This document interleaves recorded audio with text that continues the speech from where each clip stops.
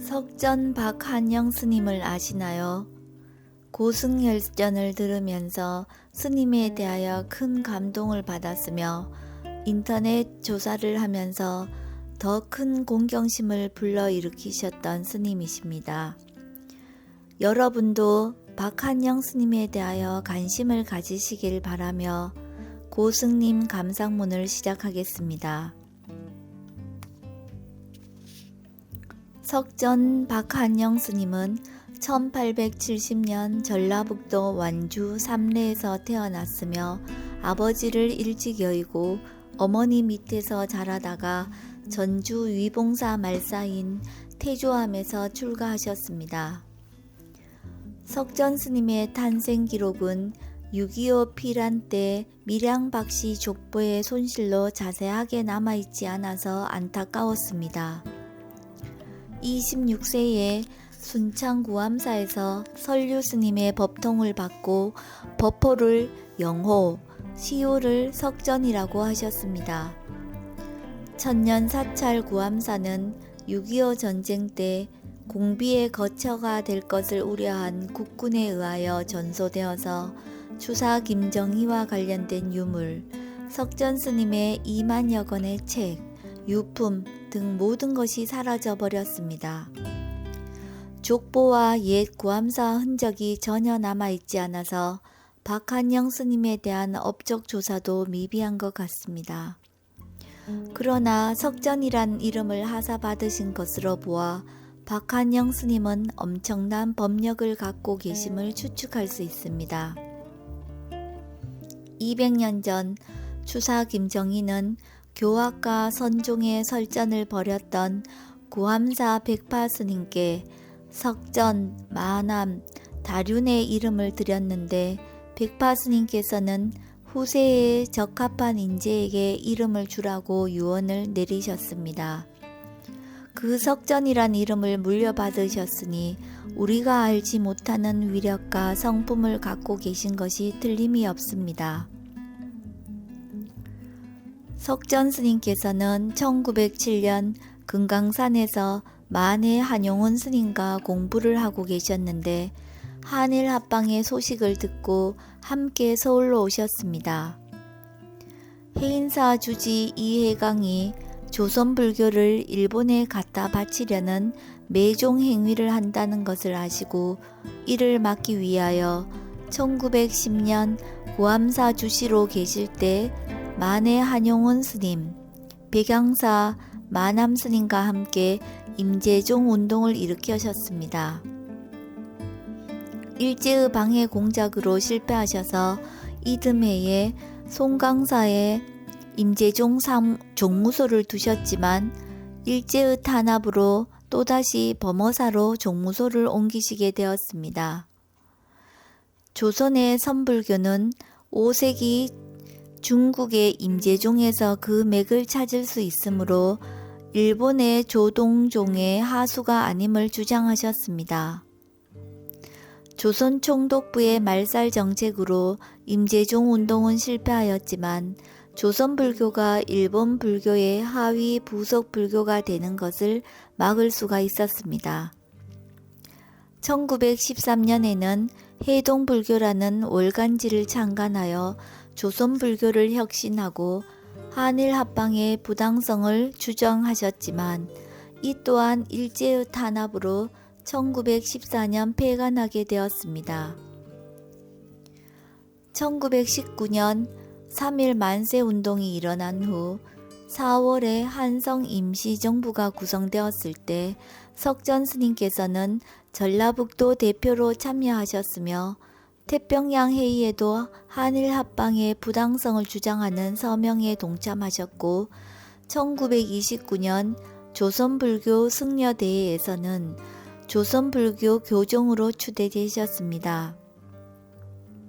인도에서 불교가 사라지게 된 원인 중에 하나가 이슬람 교도에 의하여 수천 명의 인도 스님들이 몰살당했기 때문입니다.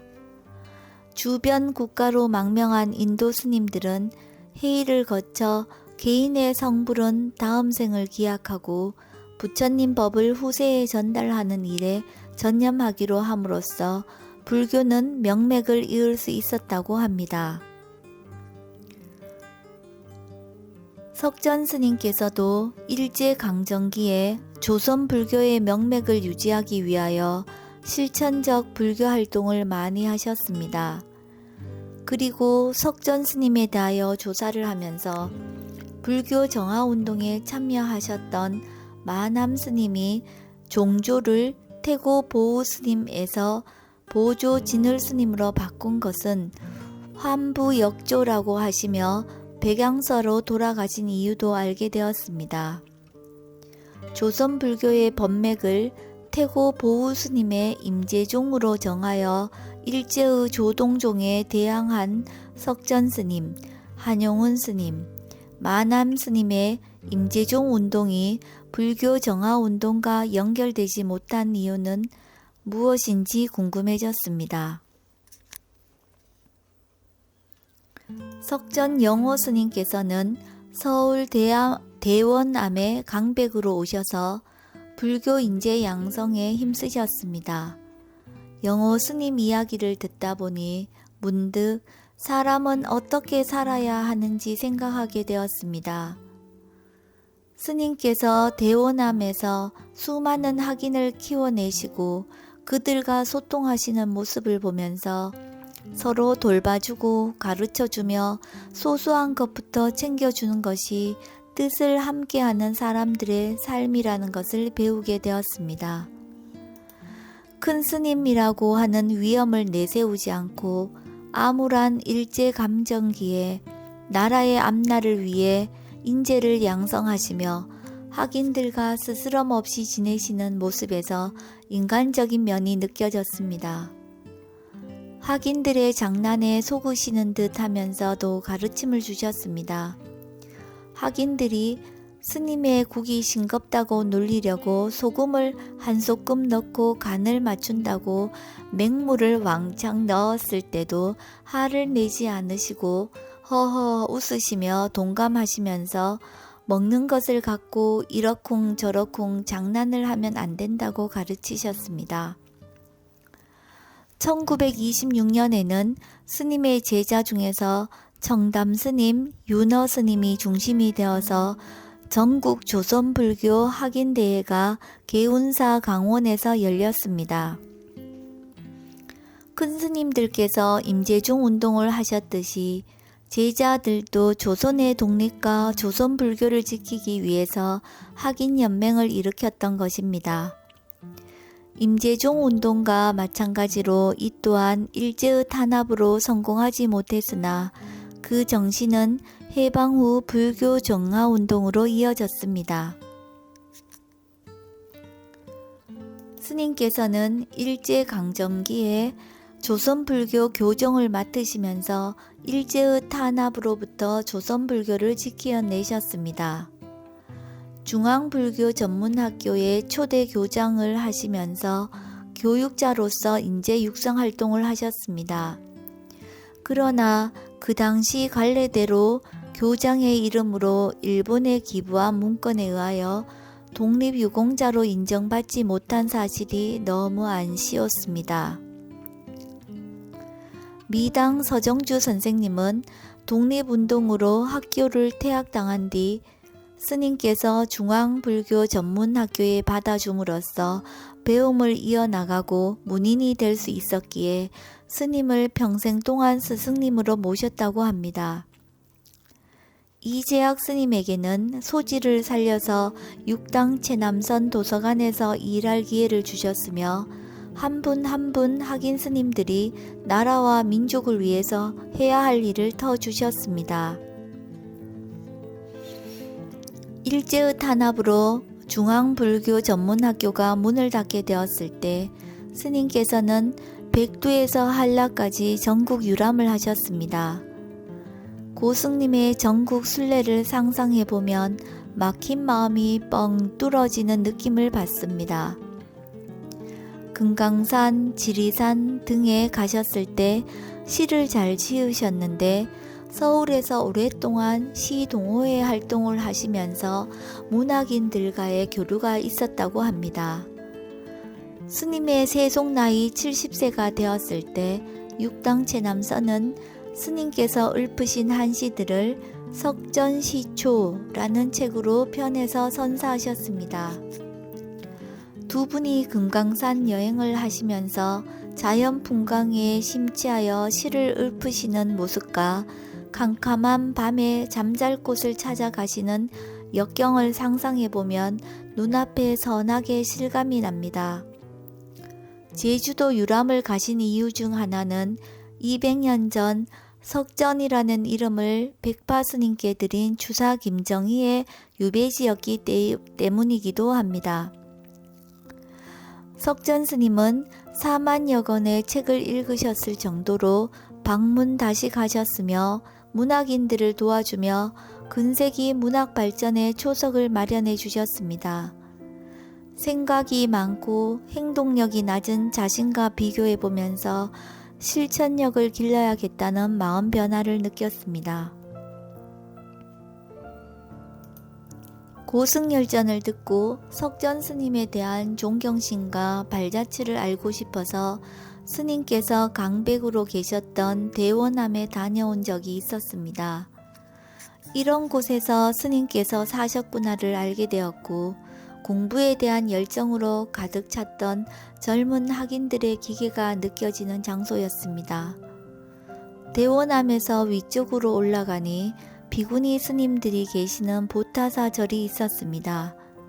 그곳 주지 스님으로부터 대원암, 석전 스님, 탄허 스님에 대한 이야기를 들을 수가 있었습니다. 옛날에는 학인 스님들이 공부하던 건물이 있었는데 허물어져서 그 자리에 유치원 건물을 새로 지은 것이라고 하셨습니다. 옛 모습과 학인 스님들이 공부했던 흔적이 궁금했지만 남아있는 유물이 없어서 아쉬웠습니다. 지붕은 기와이지만 외벽은 유리로 된 건물 한 채와 새로 들어선 유치원만 바라볼 수밖에 없었습니다. 새 것도 좋지만 옛 것을 남겨서 전통을 이어가는 것이 더 가치 있었을 것이라는 씁쓸함이 밀려왔습니다. 대원암 방 안으로 비구 스님 두 분이 들어가시는 뒷모습을 보고 보타사에 올라갔었는데 주지 스님 말씀이 현재 대원암은 세를 주어서 비구 스님들이 오셔서 공부하고 가신다고 하셨습니다. 대원암 방에 들어갈 수 없을까요? 라고 여쭈어 보았더니 같이 가보자고 하셨지만 이야기를 마치고 집에 갈 때쯤 비가 와서 다음을 기약하기로 했습니다. 보타사 비구니 스님께서 말씀하시기를 원래 고려대학교 부지 중 상당 부분이 절터였다고 하였습니다. 고려대학교에서 교육을 위하여 좋은 일에 쓰는 것이라 절터를 많이 양도했다고 하셨습니다. 이곳은 돌이 많은 땅이어서 고려대 건물도 대부분 큰 돌을 쌓아 만들었는데 현재 대학 기숙사를 짓는다고 돌을 깎으니 보타사 불상이 흔들릴 정도라고 하셨습니다. 세상 일은 알 수 없다는 생각이 들었습니다. 인간사로 치면 예전 주인이 선의로 땅을 주었는데 주객이 전도되어 현재는 원래 주인이 위태롭게 되어 안위를 걱정하는 상황이 된 것입니다. 1941년 서울에서 여흘 동안 열린 유교 법회에서 석전 스님은 강백의 역할로 경전 강의를 하셨습니다. 이때 망공, 하남, 동산, 청담 스님 등 당대 큰 스님들께서 참여하셨습니다. 석전 스님께서 주지로 계셨던 구암사는 하엄 사상을 이어받은 절이며 스님의 비석에는 하엄종주라고 새겨져 있습니다. 최근에 양자 물리학에 관심을 가지면서 하엄경의 요약이라고 할 수 있는 법성계를 양자 물리와 연결짓게 되었습니다. 양자 물리학을 알고 수행도 알게 되니까 두 가지 공통점과 비슷한 점이 저절로 떠올랐습니다. 양자역학의 불확정성의 원리와 양자중첩은 법성계의 일중일체다중일, 일측일체다즉일이 같은 개념이라는 생각이 들었고, 법성계는 읽어볼수록 나, 우리, 사회, 우주의 법칙이 다 녹아있는 것 같았습니다. 인간은 사회적 동물이며 소통하며 산다는 것을 석전 박한영 스님의 일생을 통하여 다시금 깨닫게 되었습니다. 내 인생을 돌이켜보면 소통하기보다는 혼자 있기를 원했습니다. 수행을 배우면서 모든 것은 원인과 조건으로 인하여 결과가 생기는 것이며 연기이고 내가 아니라 그때의 마음이 한 것이라는 것을 이해하게 되었습니다. 세상은 세상의 이치대로 돌아가고 마음은 실체하는 이치대로 순간순간 일어났다가 사라집니다.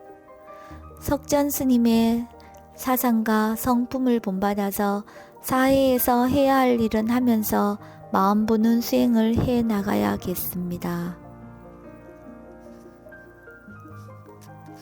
석전 박한영 스님에 대하여 많은 것을 알게 되셨기를 바랍니다.